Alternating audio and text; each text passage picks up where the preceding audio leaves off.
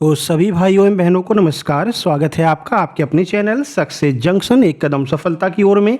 मेरा नाम है अतुल शुक्ला और हम लेकर के आ गए हैं आपके लिए मध्य प्रदेश अस्पताल सहायक भर्ती 2026 की दृष्टि से अति महत्वपूर्ण वीडियो है। जिन लोगों का एग्जाम बचा हुआ है, 8 तारीख को लास्ट एग्जाम है, वो लोग इस वीडियो को अच्छे से देख करके जाना। इसमें हमने क्या किया है, जो एग्जाम में सबसे ज़्यादा जो पोएम और कहानी पूछी जा रही हैं उनके सारे प्रश्नों को हम कर ले रहे हैं। इससे क्या होगा, 10 नंबर आपके पक्के हो जाएंगे। 10 नंबर बिल्कुल आसान से आ रहे हैं। तो कौन कौन सी कहानी जो है 3 से 4 बार रिपीट हुई हैं, उसमें आपका द ड्रीम पोएम है, द ड्रैगन वाली जो पोएम है वो 2-3 बार आ चुकी है। बाल गोविंद भगत लगभग 3 से 4 बार ये कहानी आ चुकी है, ठीक है ना। मन्नू भंडारी वाली जो एमसीक्यू है, मन्नू भंडारी वाली जो कहानी है वहाँ वो भी आपकी 4-5 बार आ चुकी है। एक लेंचो वाली कहानी वो भी 2-3 बार आ चुकी है। इन सभी प्रमुख कहानियों को हम इस वाली वीडियो में कवर करने वाले हैं, यानी कि इसके एमसीक्यू कवर करने वाले हैं। वो तो नोट्स में हमने आपको सारी कहानियां दे ही दी हैं ना, जिन लोगों ने नोट्स लिया उनके पास में सारी कहानियां पहुंच चुकी हैं। अब आज हम इसके एमसीक्यू कवर कर लेंगे, जो एमसीक्यू अभी रिसेंट में एग्जाम में पूछे गए हैं। क्योंकि हम एग्जाम एनालिसिस कराते हैं तो हमारे पास में प्रश्न आते रहते हैं। तो आज हमने उन सभी प्रश्नों को कंपाइल करके आपके लिए वीडियो लेकर के आ गए हैं, ठीक है। तो वीडियो को लाइक करके चैनल को सब्सक्राइब कर दीजिए, जिससे आगे आने वाली सारी वीडियो टाइम टू टाइम आपके पास में पहुंच सके। आज एग्जाम नहीं था, इसलिए आज एग्जाम एनालिसिस की वीडियो नहीं आई है, ठीक है। आज से हमने एमपी पुलिस के लिए, MP police constable, Madhya Pradesh सामान्य अर्हता परीक्षा के लिए क्लासेस चालू कर दी हैं। आज सुपर क्लास नंबर 1 आ गई है, जो आपकी एमपी जीके की है। आप लोग जरूर देखिएगा। चलिए शुरुआत करते हैं। आइए देखते हैं आज का पहला प्रश्न। देखिए, पहला प्रश्न बाल गोविंद भगत से हम स्टार्ट कर रहे हैं। तो बाल गोविंद भगत की उम्र लगभग कितनी वर्ष रही होगी? तो बाल गोविंद भगत की उम्र आपकी पूछी गई थी, मोस्ट इंपोर्टेंट है, अभी पूछी जा चुका है ये प्रश्न, है ना। 50 के ऊपर, 60 के ऊपर, 70 के ऊपर या फिर 80 के ऊपर? प्रश्न का सही आंसर हो जाएगा 60 के ऊपर। उनकी उम्र 60 के ऊपर बताई गई है। तो पाठ के अनुसार बाल गोविंद भगत मझोले कद के गोरे चिट्टे आदमी थे। उनकी उम्र 60 के ऊपर थी। उनके बाल पक चुके थे, यानी कि सफ़ेद हो चुके थे। ये आपके जो है किताब में ही बताया गया, पाठ में ही बताया गया, और ये प्रश्न पूछा भी जा चुका है, ठीक है। आगे बढ़ते हैं। अगला देखिए, अगला प्रश्न है बाल गोविंद भगत की किस कवि संत को अपना साहब मानते थे? ये भी प्रश्न पूछा गया है। तो किसको मानते थे? तो कबीर दास को जो है वो अपना साहब या फिर जो है कह सकते हैं संत मानते थे। सही आंसर ऑप्शन नंबर सी हो जाएगा। कबीर दास को अपना संत मानते थे, अपना साहब मानते थे। देखिए, तो बाल गोविंद भगत संत कबीर दास जी के आदर्शों पर चलते थे और उन्हें ही अपना साहब या ईश्वर गुरु मानते थे। वे हमेशा उन्हीं के रचे पदों को गाया करते थे, ठीक है ना। तो कबीर दास के प्रति बहुत ज़्यादा उनकी श्रद्धा भावना थी। आगे बढ़ते हैं। आगे बढ़ने से पहले आप लोग बता दें, जैसा कि आप सबको पता है, अब आपके एग्जाम में काफ़ी कम समय रह गया, यानी कि 8 तारीख को लास्ट एग्जाम है।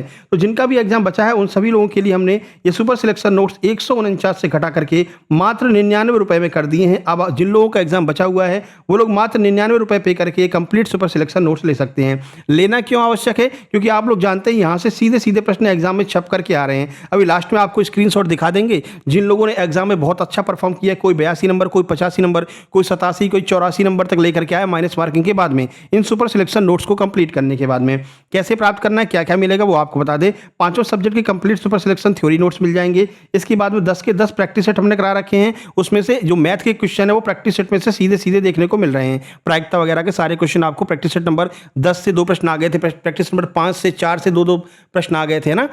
तो सारे प्रैक्टिस सेट आपको लगा लेने हैं। इसके अलावा लगभग 2500 के आसपास एमसीक्यू करवा चुके हैं, टॉपिक वाइज और सब्जेक्ट वाइज। वो सारे एमसीक्यू भी आपको एक साथ में दे दिए जाएंगे, जिनको अगर आप कंप्लीट करके जाते हैं तो आप आराम से जो भी आपका स्कोर आ रहा है उससे कम 15 से 20 नंबर एक्स्ट्रा खींच करके आएंगे, ठीक है ना। कैसे प्राप्त करना है, कोई बड़ी प्रक्रिया नहीं है, कोई ऐप वगैरह इंस्टॉल नहीं करना है। बस ये क्यूआर कोड आपको दिखाई दे रहा है, इसी पर आप जो है इसका स्क्रीनशॉट खींच लीजिए। इसी पर आपको जो है 99, अब केवल 99 का पेमेंट करना है। उस पेमेंट का स्क्रीनशॉट इस व्हाट्सएप नंबर 7052547003 पर सेंड कर देना है। जैसे आप स्क्रीनशॉट सेंड करेंगे, इसी नंबर से कंप्लीट सुपर सिलेक्शन नोट्स आपको सेंड कर दी जाएंगे। आपको व्हाट्सएप ग्रुप की लिंक भी मिल जाएगी, जहां पर आगे के सारे जो पीडीएफ है वो आपको मिलती रहेगी। और ये वाली जो हम क्लास करा रहे हैं इसकी भी पीडीएफ अभी शाम को ही हम डाल देंगे, ठीक है ना। लेकिन क्लास पूरी अच्छे से देखना, क्योंकि समझना जरूरी है, ठीक है। बाकी आप लोग पता है मध्य प्रदेश में अब सामान्य अर्हता परीक्षा होने वाली है। तो कुछ लोग कह रहे हैं सर एमपी पुलिस के जो कांस्टेबल का एग्जाम है वो सामान्य अर्हता परीक्षा से होगा। कुछ लोग कह रहे हैं नहीं सर पुलिस हेड कांस्टेबल करवाएगा। तो हमने कहा भाई जो भी हो, आप लोगों को परेशान नहीं होना है, क्योंकि हम एक साथ में सभी नोट्स दे रहे हैं। अगर सामान्य अर्हता परीक्षा के द्वारा होता है तो भी आपके ये नोट्स काम आ जाएंगे, और अगर ये पुलिस हेडक्वार्टर करवाता है तो भी आपके ये नोट्स काम आ जाएंगे, क्योंकि हमने इसमें सारे सब्जेक्ट को कवर किया है, ठीक है। तो मात्र 199 रुपए में मध्य प्रदेश में होने वाली एमपीएसआई, एमपी पुलिस कांस्टेबल, सभी वर्दीधारी पद, एमपी ग्रुप 2 सब ग्रुप 4, एमपी ग्रुप 2 सब ग्रुप 1, इन सब के नोट्स आपको यहाँ पर मात्र 199 में मिलने वाले हैं। लेकिन ध्यान रखना, इसमें जो एमपी सब ग्रुप 2 सब ग्रुप 1 है, इसका जो स्पेशल सब्जेक्ट होता है 100 नंबर का, जैसे कि कृषि हो गया, वो कृषि इसमें नहीं मिलेगा। हाँ, मैनेजमेंट की हम प्रयास करेंगे, मिल जाएगा तो डाल देंगे, लेकिन कृषि हम नहीं दे पाएंगे ना। उसका जो पेपर 1 होता है 100 नंबर का, उसके सारे नोट्स आपको यहाँ पर मिल जाएंगे। अच्छा, देख लीजिए 199 में क्या क्या नोट्स आपको मिल रहे हैं, कौन कौन से सब्जेक्ट के। देखो, एमपी के Hindi, reasoning, science, math, computer, DI, current affair, GK, GS, इन सब के कंप्लीट नोट्स मिलेंगे। और जल्दी से जल्दी ले लीजिए, क्योंकि हम टेलीग्राम ग्रुप की लिंक आपको देंगे। अब टेलीग्राम ग्रुप में लगातार नोट्स डेली डल रहे हैं। आज हमने करंट अफेयर के भी, कल भी करंट अफेयर के क्वेश्चन डाल दिए थे, स्ट्रैटेजी के डाल दिया था, आज भी करंट अफेयर डाल दिए है ना। तो फिर मैटर बहुत ज़्यादा हो जाएगा, मटेरियल बहुत ज़्यादा हो जाएगा, तो फिर आपको पढ़ने में समस्या होगी। इसलिए अभी ले करके और अभी ही ग्रुप में जुड़ जाइए, जिससे पुराना सारा मटेरियल भी आपको मिलता रहे और जो डेली अपडेट कर रहे हैं वो भी आपको मिलता रहे। कैसे प्राप्त करना है, वही कोई प्रक्रिया नहीं है, बस यही आपको क्यूआर कोड पर 199 का पेमेंट करना है और उस पेमेंट का स्क्रीनशॉट इसी व्हाट्सएप नंबर 7052547003 पर सेंड कर देना है।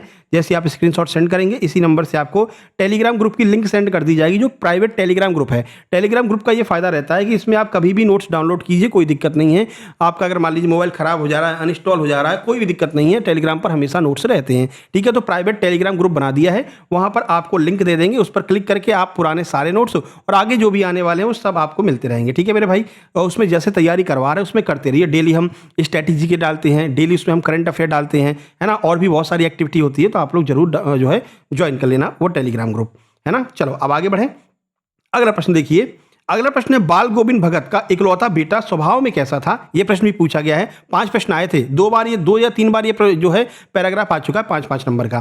तो उनका जो बेटा था वो सुस्त और बोदा सा रहता था, यानी कि वो बहुत ज्यादा एक्टिव नहीं था। ठीक है ना, तो यहां पर देख सकते हैं, देखिए, तो बाल गोविंद भगत का बेटा सुस्त और कम बुद्धि वाला बोदा सा था।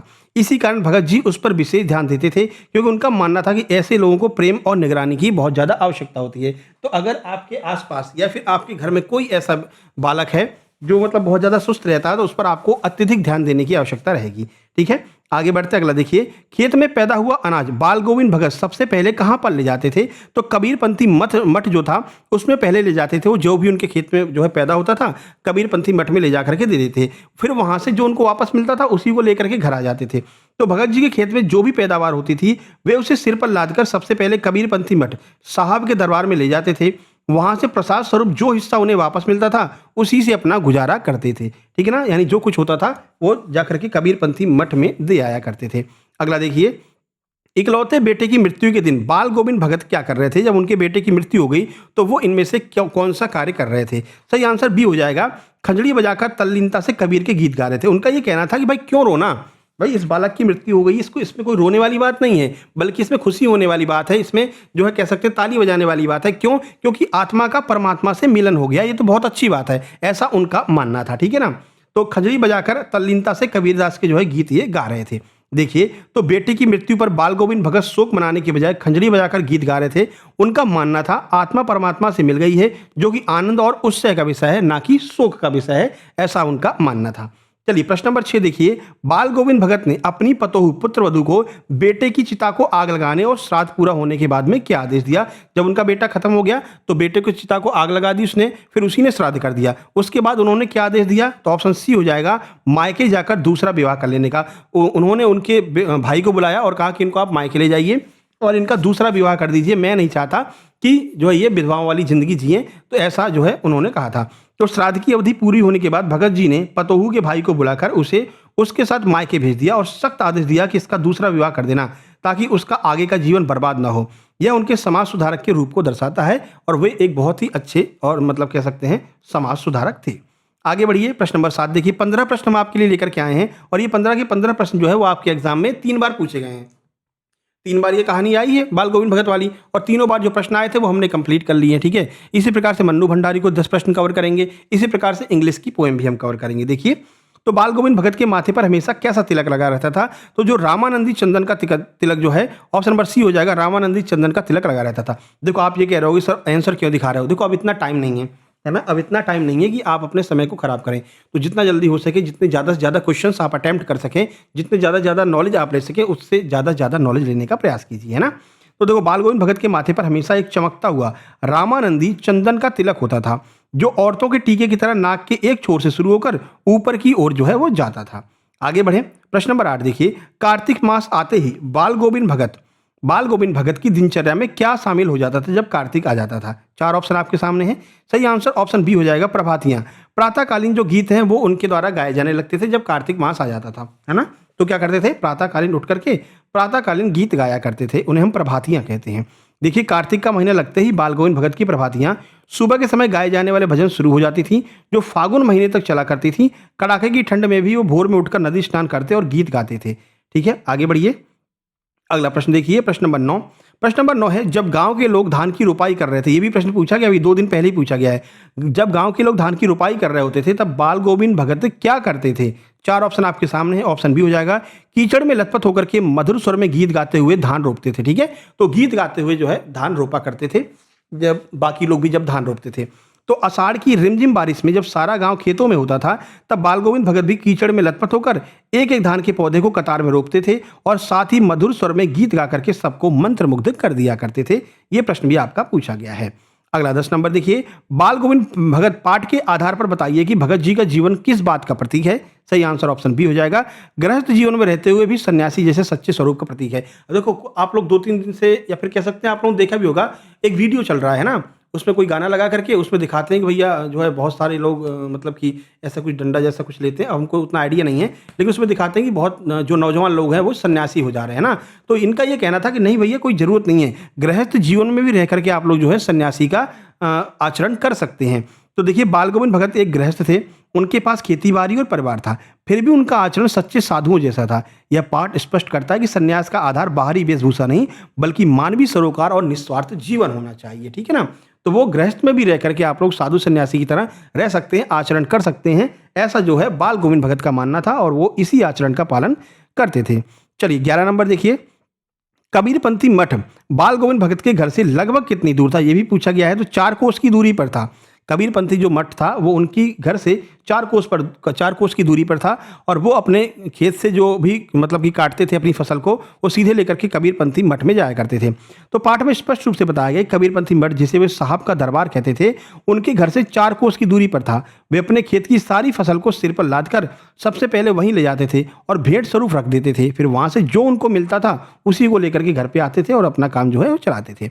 12 नंबर देखिए, भाद्रपद की अंधेरी रात में बाल गोविंद भगत क्या करते थे? तो खंजड़ी बजाते और कबीर के पद गाते थे। जब अंधेरी रात हुआ करती थी भादों में, तब वो खंजड़ी बजाते थे और कबीर के पद गाते थे। यहाँ पर पूरा दिया गया है, देखिए क्या गाया करते थे। तो गोदी में पियवा चमक उठे सखिया चौंके उठे ना, इस प्रकार के वो जो है गीतों को गाया करते थे। आगे बढ़ते प्रश्न नंबर 13। ये वही प्रश्न है भाई जो पूछे गए हैं ना, मन से नहीं ले आए हैं, पूछे हुए प्रश्न हैं जो लोगों ने हमारे पास में भेजे हैं। देखो, लास्ट तक हम कोशिश करेंगे कि अगर आप लोग हमें क्वेश्चन भेजते रहेंगे तो लास्ट तक हम आपका एग्जाम एनालिसिस कराएंगे, है ना? और फिर वो आपके ऊपर डिपेंड करता है, आप लोग क्वेश्चन कितना भेजते हैं, कब तक भेजते हैं। ठीक है, देखिए, तो जिसका भी एग्जाम हो वो उसी व्हाट्सएप नंबर 7052547003 पर अपने क्वेश्चंस को एग्जाम सेंटर से निकलने के 1 घंटे बाद जरूर भेज दिया करो, क्योंकि आपने एग्जाम एनालिसिस अगर देखा है तो वो आपके ऊपर कर्ज चढ़ गया है। अब उस कर्ज को आप कैसे चुकाओगे? जब आप जो है प्रश्नों को हमारे पास में भेजोगे। ठीक है, इस बात का ध्यान रखना मेरे भाई। अगला, बाल गोविंद भगत मृत्यु को किस रूप में मानते थे? तो बाल गोविंद भगत का कहना था भाई, आत्मा का परमात्मा से मिलन है, ये आनंद का अवसर है, ना कि शोक मनाने का, ऐसा बाल गोविंद भगत जी का कहना था। 14 नंबर देखिए, बाल गोविंद भगत हर वर्ष स्नान करने के लिए कहां पर जाया करते थे? तो ये कौन सी नदी पर जाते थे? गंगा नदी पर जाते थे, और पैदल ही जाया करते थे। पैदल जाते थे और रास्ते में कुछ खाते भी नहीं थे, जिसकी वजह से जो है कमजोरी की वजह से आगे चल करके उनकी मृत्यु हो गई थी। देखिए, तो बाल गोविंद भगत हर वर्ष नियम पूर्वक गंगा स्नान करने जाते थे। यद्यपि उन्हें स्नान के धार्मिक कर्मकांडों से ज्यादा संतों के समागम, मिलन और लोक दर्शन पर विश्वास था, फिर भी वे इस नियम का जीवन भर पालन करते रहे थे। 15 नंबर देखिए, गंगा नदी बाल गोविंद भगत के गांव से लगभग कितनी दूर थी और वे कैसे जाते थे? ये प्रश्न भी आपका आया हुआ है। सही आंसर है 30 कोस दूर थी और पैदल चल करके वे जाया करते थे। ठीक है ना, पूरा सफर जो है पैदल करके चलते थे, और इस बीच वो ना तो पानी पीते थे ना खाना खाते थे। ठीक है ना, यही वजह है कि जो है उनकी कमजोरी, मतलब उनको कमजोरी होती गई और एक टाइम पर आकर के उनकी मृत्यु हो गई थी। ठीक है, तो 10 प्रश्न हो गए आपके, कौन से 15 प्रश्न हो गए बाल गोविंद भगत के। जितने प्रश्न पूछे गए थे 3 शिफ्ट में ये आया था, तीनों शिफ्ट के सारे प्रश्नों को करा दिया है। चलिए, अब एक मन्नू भंडारी वाली जो कहानी ना, एक कहानी है अभी, ये भी 3-4 बार आ चुकी है ना, तो इसको भी आइए देख लेते हैं। फिर आपको तीन जो है लेसन हम करवा देंगे इंग्लिश के भी। देखिए, तो एक कहानी यह भी पाठ के आधार पर लेखिका मन्नू भंडारी का जन्म ये किस गांव में हुआ था? तो भानपुरा मध्य प्रदेश में इनका जो है जन्म हुआ था। बाद में ये क्या हुआ था कि इनके पिता जो है वो जाकर के कहाँ पर रहने लगे थे? अजमेर में।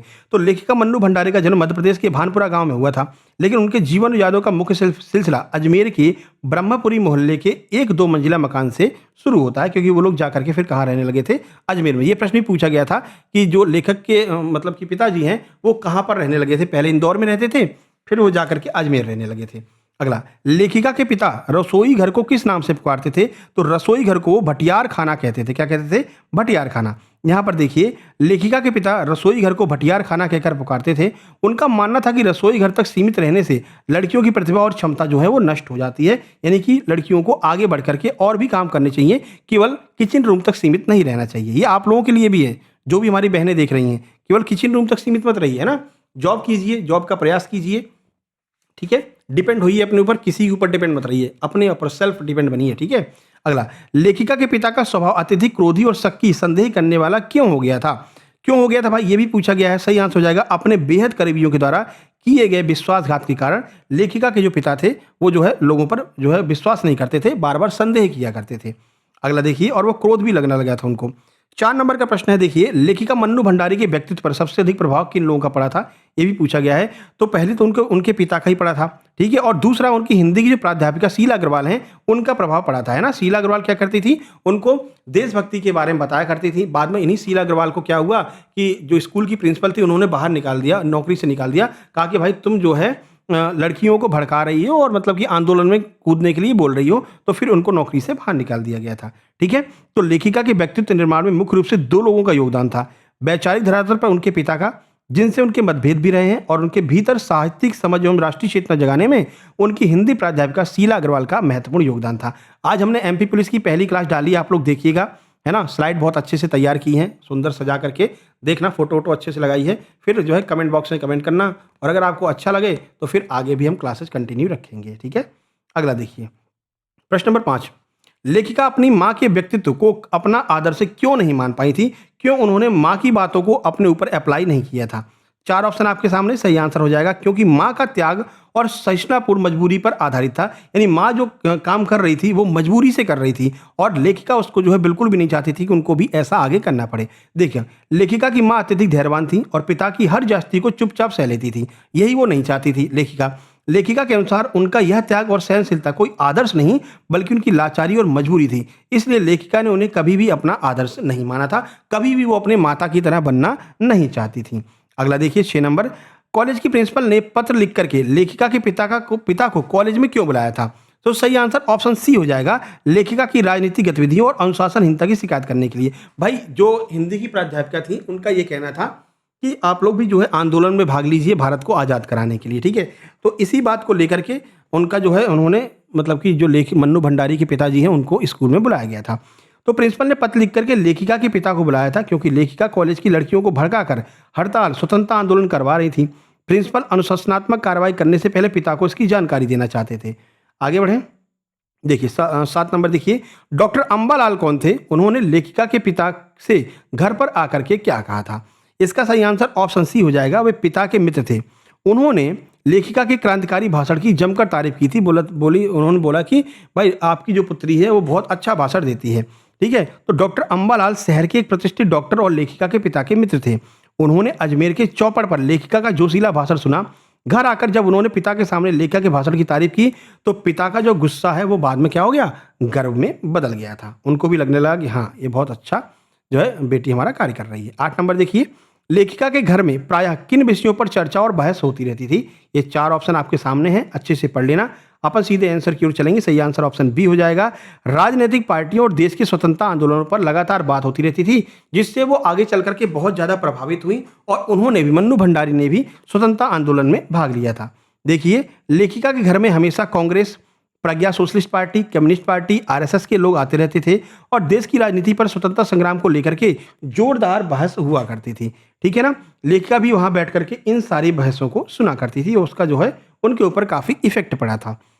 9 नंबर, एक कहानी यह भी पाठ साहित्य की किस विधा के अंतर्गत आता है?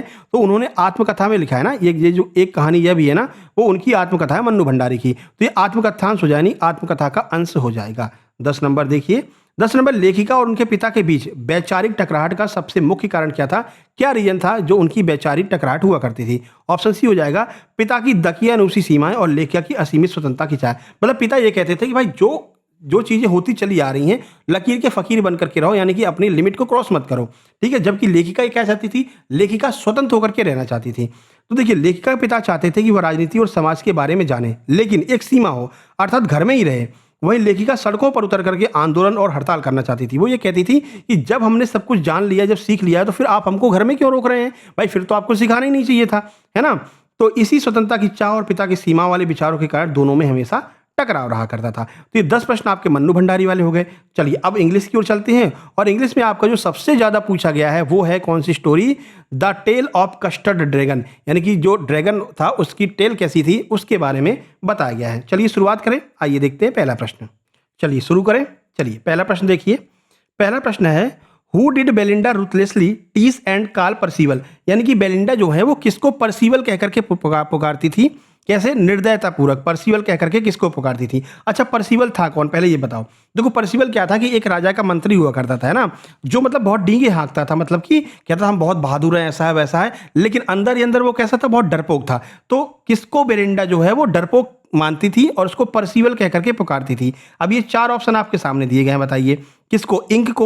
इंक को या ब्लिंक को, मस्टर्ड को या फिर कस्टर्ड को, किसको वो जो है मतलब कि निर्दयता पूर्वक परसीवल कह करके पुकारती थी? 4 जानवर थे उसके पास में, ये चारों जानवर के नाम दिए गए हैं, बताइए किसको परसीवल कहती थी? सही आंसर हो जाएगा कस्टर्ड को। जो कस्टर्ड ड्रैगन था उसको परसीवल कह करके पुकारती थी। क्यों पुकारती थी? देखो, तो बेलिंडा कस्टर्ड ड्रैगन को परसीवल कह करके चिढ़ाती थी।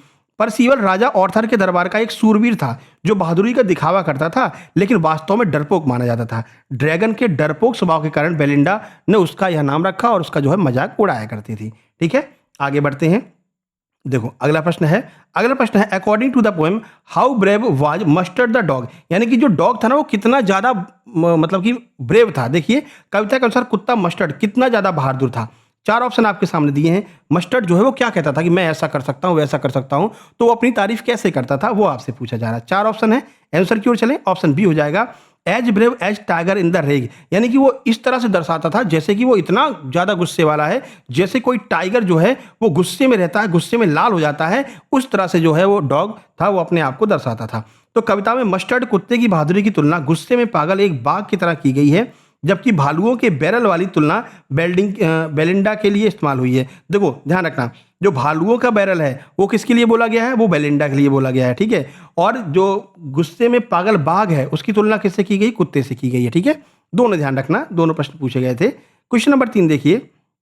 क्वेश्चन नंबर 3 है what did Ink and Blink do to show off their bravery, यानी कि इंक और ब्लिंक नामक जो दो जानवर थे वो अपनी बहादुरी दिखाने के लिए क्या करते थे, क्या कहते थे भैया? 4 ऑप्शन आपके सामने हैं, अच्छे से पढ़ लेना। अपन आंसर की ओर चलेंगे, है ना, नहीं बहुत ज़्यादा टाइम लग जाएगा अगर ऑप्शन भी पढ़ेंगे, ठीक है। सही आंसर आपका ऑप्शन ए हो जाएगा। They chased lion down the stairs, यानी कि वो ऐसे कहते थे कि हम इतने ज़्यादा बहादुर हैं कि हम भागते हुए जो आपका शेर है, शेर को भी जो है गिरा सकते हैं। तो इंक जो कि बिल्ली का बच्चा था और ब्लिंक जो कि चूहे का बच्चा था, खुद को इतना बहादुर मानते थे और यह दावा करते थे कि वे शेरों तक को सीढ़ियों से नीचे भगा सकते हैं, इतना उनके अंदर पावर है, ऐसा वो जो है कहा करते थे। ठीक है, फिर हमला हो जाता डाकुओं का, फिर ये सारे के सारे भाग जाते हैं और जिसको डरपोक मान रही थी बेलिंडा वही बाद में जो है इनकी हेल्प करता है। ठीक है, चलिए देखिए आगे आगे आएगा। देखो क्वेश्चन नंबर 4, क्वेश्चन नंबर 4 है what was the colour of, एक मिनट, देखिए what was the colour of the pirates beard and what was one of his legs made of, यानी कि जो पायरेट थे, जो समुद्री डाकू थे ना, उनके बियर्ड यानी कि दाढ़ी का कलर कैसा था, और what was on one of his leg made of, यानी कि जो उनका एक पैर था वो किससे बना था। तो 2 प्रश्न पूछ रहे हैं इसमें, एक तो पूछ रहे हैं भाई उसकी दाढ़ी का कलर कैसा था और उसका जो एक पैर है वो किससे बना था, ठीक है ना। चलिए देखते हैं, क्या उसकी व्हाइट बियर्ड थी, सिल्वर लेग था, क्या था। सही आंसर आपका ऑप्शन सी हो जाएगा, उसकी दाढ़ी जो है ब्लैक थी यानी काले कलर की थी, और जो उसका पैर है ना वो वुड यानी कि लकड़ी का बना हुआ था। ठीक है, तो ऑप्शन सी आपका सही आंसर हो जाएगा। तो कविता में समुद्री डाकू के भयानक रूप का वर्णन करते हुए स्पष्ट रूप से बताया गया है कि उसकी दाढ़ी कैसी थी, काली थी, और उसका पैर जो है वो एक पैर जो है लकड़ी का था। ठीक है, आगे बढ़े, अगला देखिए क्वेश्चन नंबर 5 देखिए।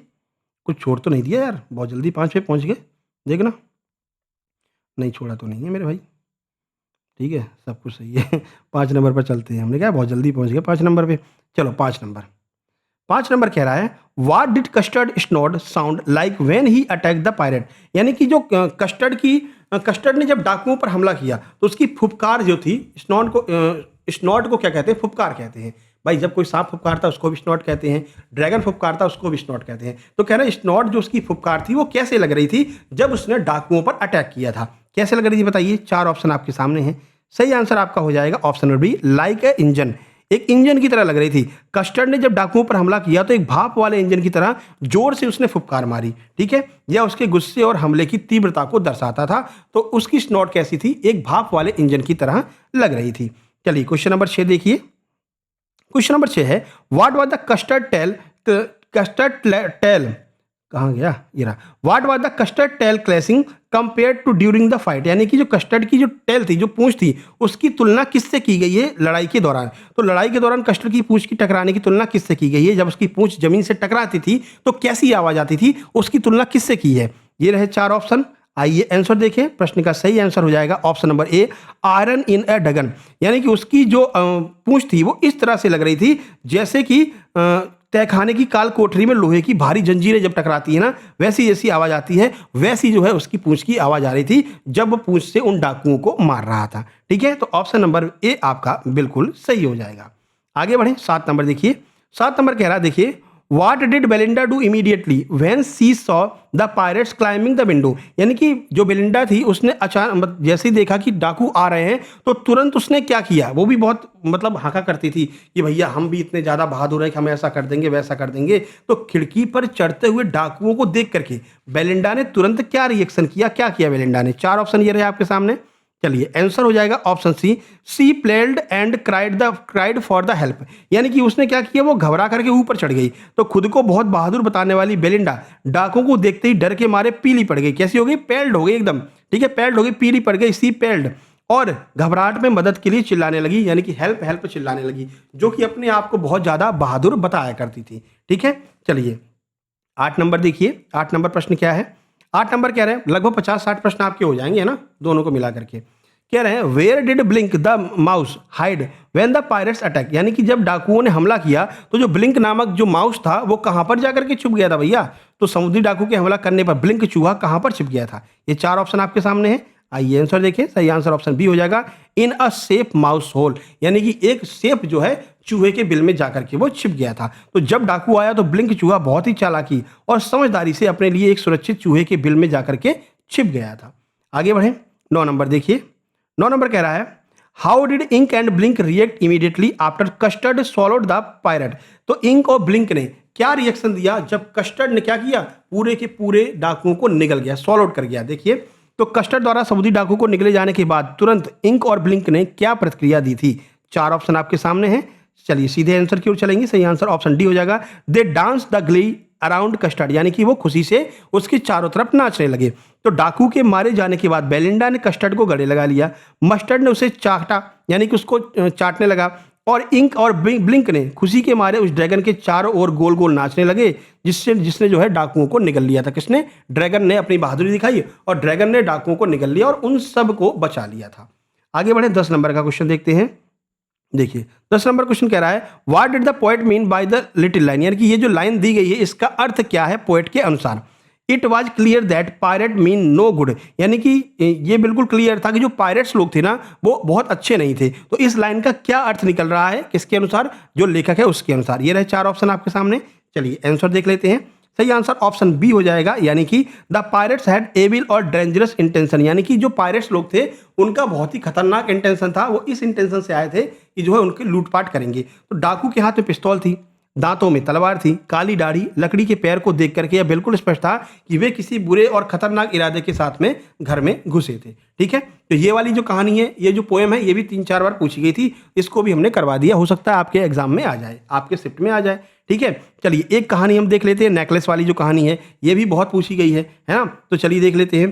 पहला प्रश्न है why was Matilda Loisel always unhappy in her early married life, यानी कि जो मैटिल्डा थी, जो अपनी शादी के शुरुआती दिनों में मैटिल्डा लॉजिल हमेशा नाखुश क्यों रहती थी? भाई मैटिल्डा ने ये सोचा था, देखो मैटिल्डा का जन्म कहाँ पर हुआ था? एक क्लर्क वाले परिवार में हुआ था, है ना। तो वहाँ पर क्लर्क वाले परिवार में क्या था कि बहुत सीमित साधन उपलब्ध थे। तो मैटिल्डा ने ये सोचा था ये मेरी जो शादी होगी वो बहुत मतलब कि अमीर परिवार में हो जाएगी और हम अपनी ज़िंदगी को आसानी से जिएंगे अच्छे से। लेकिन उसकी शादी किससे होती है? हाई स्कूल के एक जो है क्लर्क से ही हो जाती है। तो फिर वही जो है उसकी मतलब कि रीजन बनता है उसकी नाखुशी का। देखिए ऑप्शन बी हो जाएगा, because she was born poor but constantly desired A life of wealth and luxury. देखो वो क्या है कि शी वाज बॉर्न पुअर, यानी कि वो गरीबी में पैदा हुई थी, लेकिन वो ये चाह रही थी, उसकी ये इच्छा थी, ए life of wealth and luxury, एक लग्जरी और मतलब कि धनवान लाइफ जीने की उसकी इच्छा थी। देखिए यहाँ पर देखिए मैटिल्डा बहुत ही खूबसूरत थी, लेकिन उसका जन्म क्लर्कों के एक साधारण परिवार में हो गया था। वो हमेशा अमीर और विलासितापूर्ण जीवन जीना चाहती थी, क्योंकि उसकी शादी भी शिक्षा बोर्ड के एक साधारण क्लर्क से हो गई थी और वह अपनी इच्छाओं को पूरा नहीं कर सकती थी। इसलिए वो हमेशा कैसी रहती थी? नाखुश और दुखी रहा करती थी। चलिए आगे बढ़ें, अगला प्रश्न देखिए। अगला प्रश्न है देखिए question number 2, what did mister Loisel bring home one evening expecting his wife to be thrilled, यानी कि एक शाम श्रीमान लॉयजल अपनी पत्नी को खुश करने के लिए घर पर क्या लेकर के आए थे? किस उम्मीद में क्या लेकर के आए थे? 4 ऑप्शन ये रहे आपके सामने।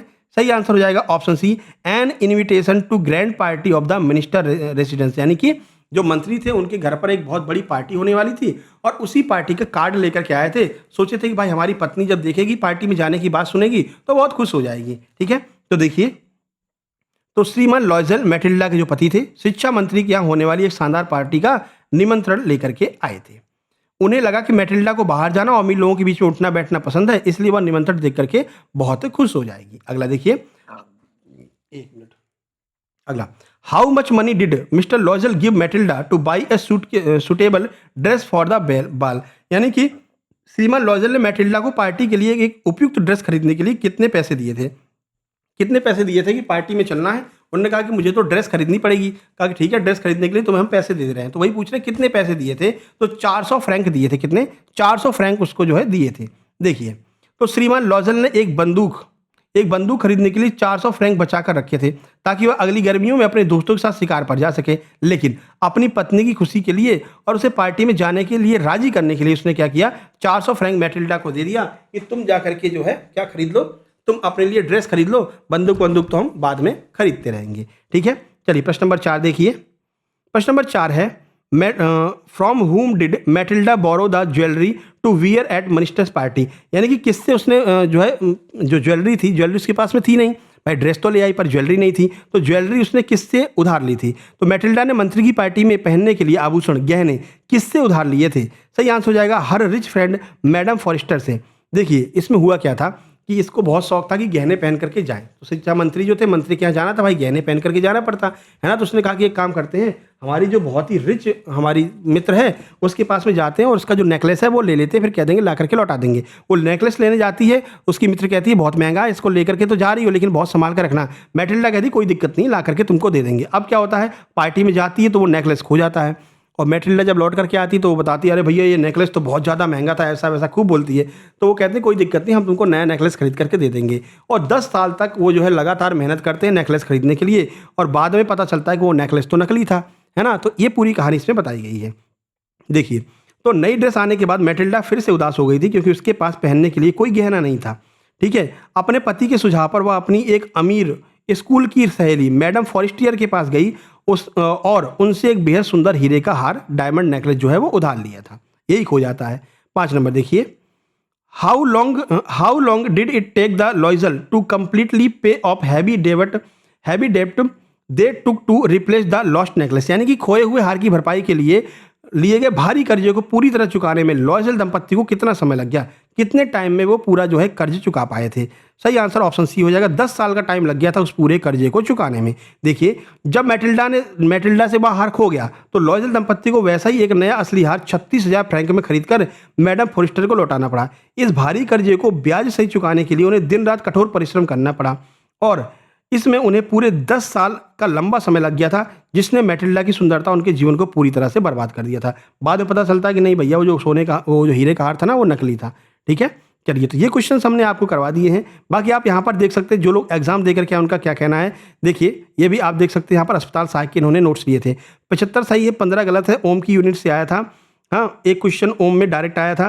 सर साइंस में आपका जवाब नहीं है। सर आबकारी से आपसे जुड़ा हुआ हूँ, उसमें भी 81 नंबर आए थे। कांस्टेबल में 87 नंबर आए थे। जेड स्कोर की वजह से ये रह गए थे। ठीक है, इनका भी बहुत अच्छा एग्जाम गया है। और भी बहुत सारे लोगों ने कमेंट किया, यहाँ पर देख सकते हैं।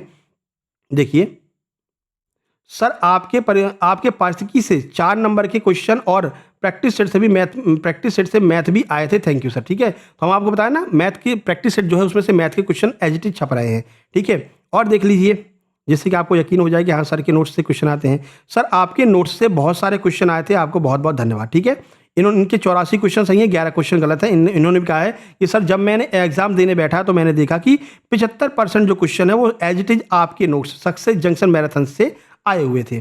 ठीक है, इसके बाद में देखिए, सर आपके नोट्स बाकी लोगों से काफ़ी अलग हैं, समझने और पढ़ने में काफ़ी इजी हैं, बहुत अच्छे से और ट्रिक के साथ में पढ़ाते हैं। आपकी मैथ, हिंदी और साइंस के नोट बहुत ही शानदार है। Thank you sir. ठीक है ना, तो ये खुद आप देख सकते हैं कि किन लोगों ने कैसे कमेंट किए हैं, उन लोगों ने नोट्स लिए हैं और उनका क्या रिएक्शन है। ठीक है, तो आपका आगे कोई भी एग्जाम है तो आप सामान्य अर्हता परीक्षा मध्य प्रदेश पुलिस कांस्टेबल के नोट्स 199 में 7052547003 पर मैसेज करके प्राप्त कर सकते हैं व्हाट्सएप के थ्रू। और अगर आपका एग्जाम बाकी है अभी अस्पताल सहायक का, तो मात्र 99 रुपये में आप जो है अस्पताल सहायक के कंप्लीट नोट से ले सकते हैं। ठीक है, चलिए, तो हो सकता है इनमें से ही कोई स्टोरी कल आपके एग्जाम में आ जाए। एग्जाम सेंटर से बाहर निकलने के बाद निवेदन है आपसे, इसी नंबर पर आप अपने प्रश्नों को जरूर सेंड करना 1 घंटे के अंदर अंदर। ठीक है, मिलते हैं नेक्स्ट वीडियो में, तब तक के लिए नमस्कार, धन्यवाद। और आज एमपी पुलिस वाली जो वीडियो बनाई एमपी जीके की, जाकर के मेरे भाई जरूर देखना, आपसे निवेदन रहेगा, पहली क्लास है। ठीक है, धन्यवाद।